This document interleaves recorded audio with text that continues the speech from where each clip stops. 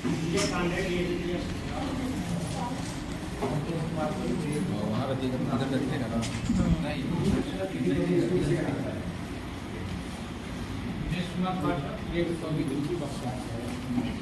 राजीव रंजन तिवारी विकास कुमार से DAV public school और Rakesh Kumar Choubey DAV public school रोतवा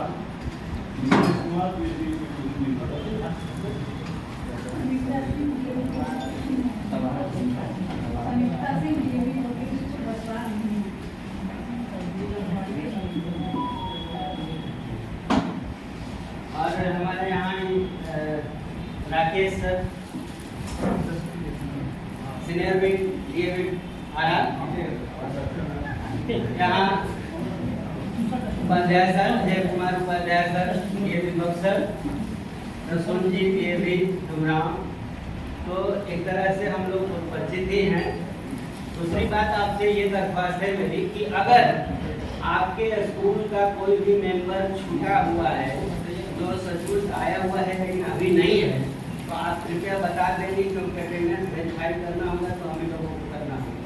नहीं है देख लीजिएगा अगर कोई नहीं आए होंगे यहाँ नहीं बैठे होंगे तो आप बता दीजिएगा कि उनको बुला लिया जाए नहीं तो फिर बाद में दिक्कत होगी। तो चलिए शुरू किया जाए। पहले से ही थोड़ी देर हो चुकी है।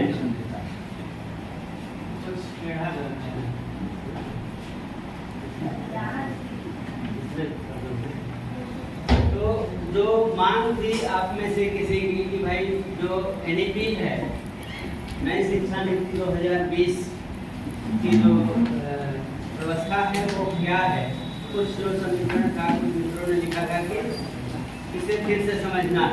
हालांकि इस बार जो हम लोग की ट्रेनिंग यहाँ हो रही है इसमें एनईपी हटा दिया गया है, हर सेशन से हटा दिया गया है। ये नीड्स की तारीख से यहाँ रखा गया है, नहीं तो नहीं रखा जाता। तो मैं कोशिश करता हूँ कि संक्षेप में आप इसे समझ लें एक बार।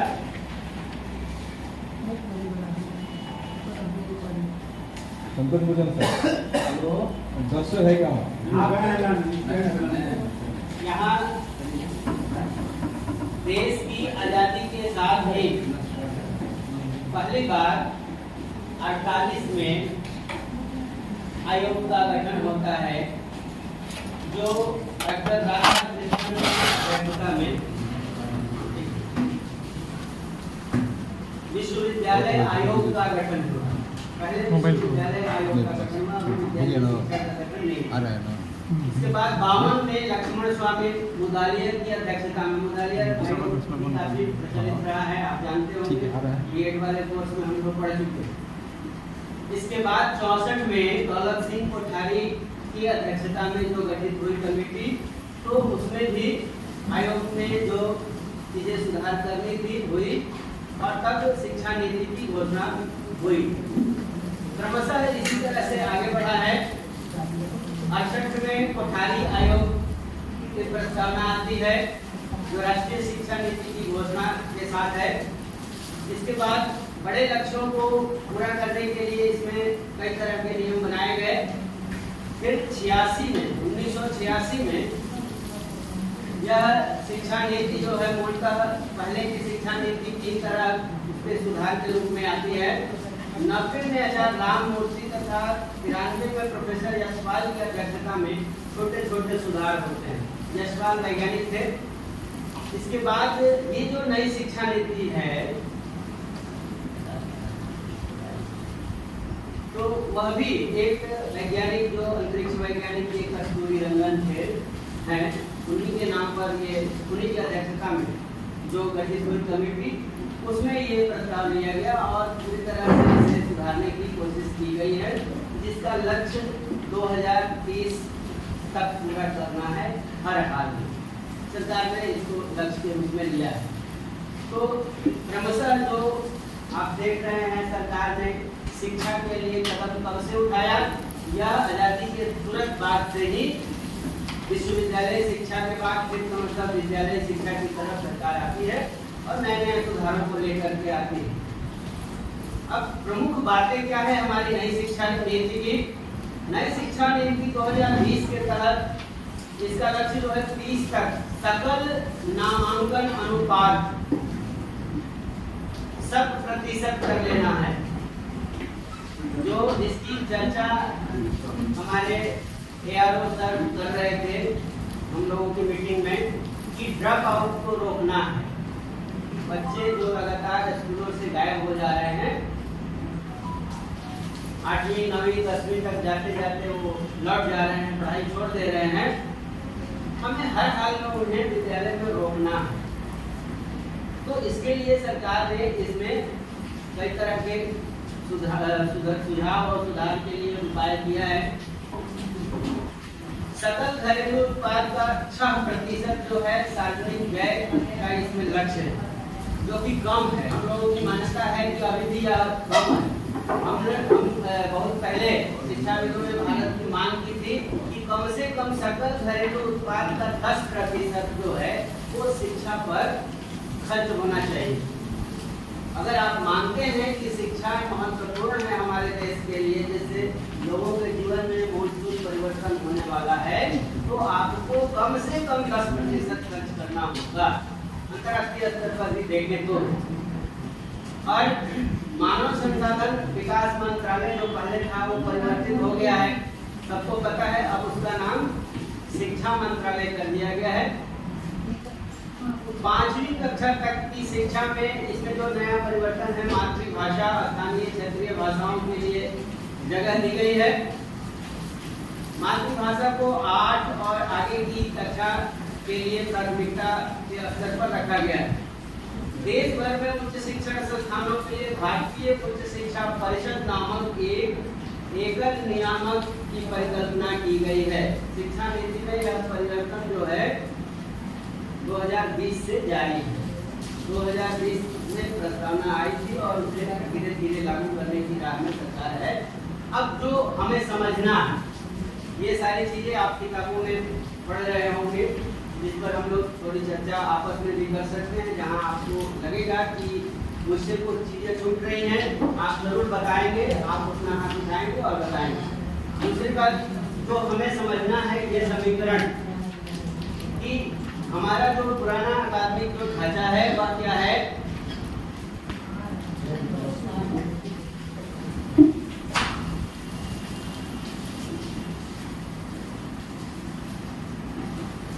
तो ये 10+2 वाला है और उधर जो आप देख रहे हैं 5+3+3+4। बहुत लोगों को यही पर दिक्कत है कि यह है क्या, यह इस तरह का है। तो ये जो 3 वर्ष है, पहले जो 5 वर्ष हैं, इसमें आप देखिए नीचे से देखेंगे 3 वर्ष और 2 वर्ष जो है इसको डिवाइड कर दिया गया है। इसको प्री स्कूल में रखा गया है। प्री स्कूल जो सरकार आंगनबाड़ी चला रही है, हम लोग प्री स्कूल जिसे कहते हैं। तो इसमें बच्चे का नामांकन जब होगा, बच्चा जो 2.5 साल का है, 3 साल का है, उसको लेकर लोग प्ले स्कूल के रूप में आते हैं स्कूल में। वहाँ पर उनका नामांकन होगा, जहाँ पर बच्चों को किताब कॉपी से कोई वास्ता नहीं रहेगा। वो आएंगे, वहाँ पर उन्हें खेलने के लिए व्यवस्था दी जाएगी, खाने पीने रहने की जो व्यवस्था है वो अपना करेंगे जैसे घर पर करते हैं। यानी उनको घर से विद्यालय में प्रवेश कराने की यह प्रक्रिया है। उन्हें यह भी ना लगे कि मैंने घर छोड़ दिया है और विद्यालय उन्हें बोझिल न करे, इसलिए पहले उन्हें विद्यालय से परिचित कराया जाएगा। यह प्राथमिक 3 वर्ष जो है प्री स्कूल उसी के लिए। इसके बाद आप देखें कक्षा 1 और 2 जो है 6 से 8 वर्ष तक के बच्चों के लिए। पहली क्लास में अब नामांकन की जो प्रक्रिया है वह 6 साल। पहले हम लोग 5+ करते थे, अब 6+ कहा गया है। हालांकि अब भी हम देख रहे हैं कि 5+ में लोग ले रहे हैं, लेकिन आगे चल करके सरकार जो प्रतिबंध लगाएगी तो दिक्कत हो सकती है। इसलिए आप किसी को भी सुझाव दें तो उनके बर्थ सर्टिफिकेट वगैरह को भी जो लोग बनवाते हैं अपने बच्चों के लिए हिसाब से तो जोड़ घटाव कर लेंगे, क्योंकि 6 साल तक अनिवार्य किया गया है। तो ये 6 से 8 वर्ष जो है पहली और दूसरी कक्षा के लिए। यहाँ भी बच्चों को मामूली किताबें मिलेंगी जिसमें वो अक्षर ज्ञान, अंक ज्ञान जानेंगे और उससे जुड़ेंगे। यहाँ भी दबाव नहीं है, कोई परीक्षा नहीं होगी, परीक्षा नहीं होगी यहाँ। क्लास 2 तक कोई परीक्षा नहीं होनी है, यह बनाया गया है। ऐसा ही इनका पाठ्यक्रम भी तैयार किया जाएगा, जो पूरे खेल कूद की गतिविधियों के साथ इन्हें सिखाना है। जो हमारी बुनियादी शिक्षा है, जो मैडम लोग सिखाती हैं बच्चों को, तो उस तरीके से इन्हें कक्षाओं में ऐसा ही माहौल दिया जाएगा, जो किताब कॉपी से अक्षर ज्ञान, अंक ज्ञान समझें और चीज़ों को देख कर समझना सीखें। यहाँ से आपकी पढ़ाई शुरू होती है 8 से 11 साल की, 8 वर्ष की उम्र से तीसरी कक्षा में जब आप आते हैं तो यहाँ से प्राथमिक कक्षा शुरू होती है। प्राइमरी जिसे हम लोग कहते हैं, तो प्राथमिक कक्षा 3 से 5 वर्ष, यानी क्लास 3 से 5 ये क्लास है, 5वीं तक प्राथमिक क्लास का। यहाँ पर अब आपको परीक्षा भी लेनी है, विषयवार विषय शिक्षक पढ़ाएंगे बच्चों को, सभी विषयों में अंतर संबंध भी समझाएंगे और जो पाठ्यक्रम है उसे उसी अनुरूप में, जैसे अभी आजकल आप पढ़ा रहे हैं वैसे पूरा करना है। यहाँ से फिर आगे देखिए, उम्र सीमा 11 से 14 साल वाले में 6 से 8वीं तक के लिए, यानी 6ठी क्लास से शुरू होकर के 8वीं क्लास तक का ये जो दायरा है माध्यमिक कक्षाओं के लिए, मिडिल क्लास के लिए, मिडिल स्कूल के लिए। यहाँ पर आपको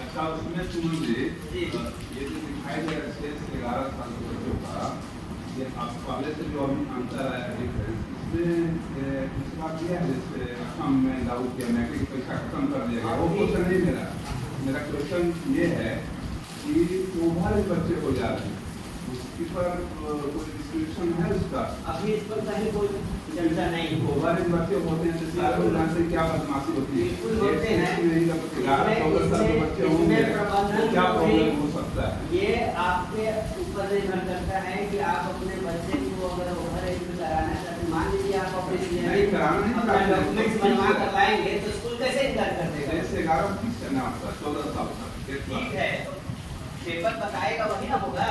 हाँ। आपका डेट ऑफ बर्थ सर्टिफिकेट आएगा अगर स्कूल में, वो कह रहा है कि आप अभी 11 साल के हैं, तो अब आपका लाइफ डिटेक्टर नहीं ना होगा वहाँ। अभी तो ऐसी कोई व्यवस्था नहीं, अभी तो वही चल रहा है और हम लोग उसको झेल रहे हैं। क्लास में आप लोग भी देखते होंगे कि कई बच्चों के बीच में कुछ ऐसे बच्चे हैं जो उन बच्चों से सामान्य रूप से 2 साल 3 साल बड़े, जिनकी वजह से हमें कई तरह की अव्यवस्था झेलनी पड़ती है बच्चों को।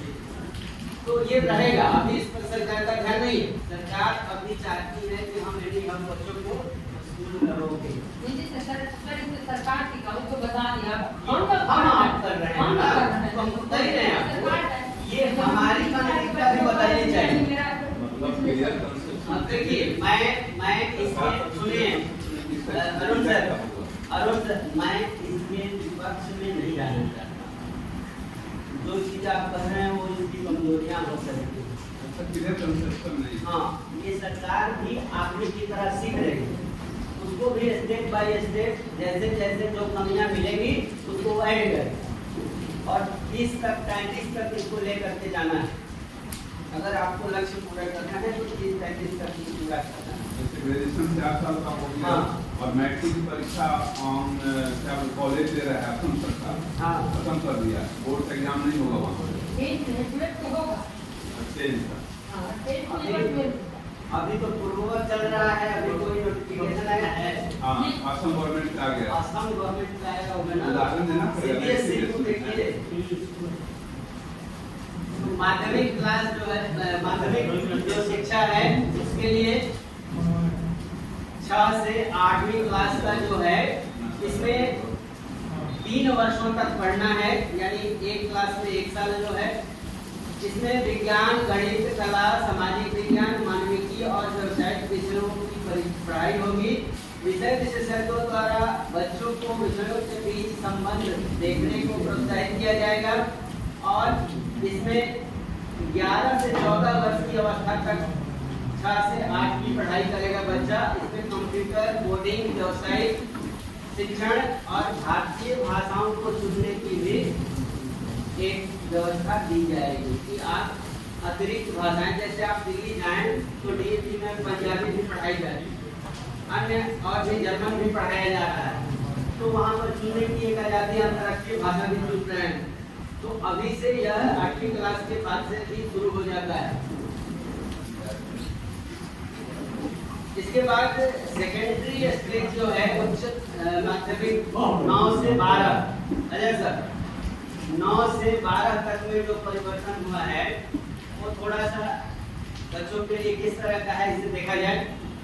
सेकेंडरी स्टेज यानी उच्च माध्यमिक कक्षाओं में बच्चे को अपने उम्र के 14 से 18 वर्ष की अवस्था तक 9 से 12 तक की पढ़ाई करनी होगी। यह कुल 4 वर्षों की पढ़ाई है। बहु विषयक अध्ययन शामिल होगा।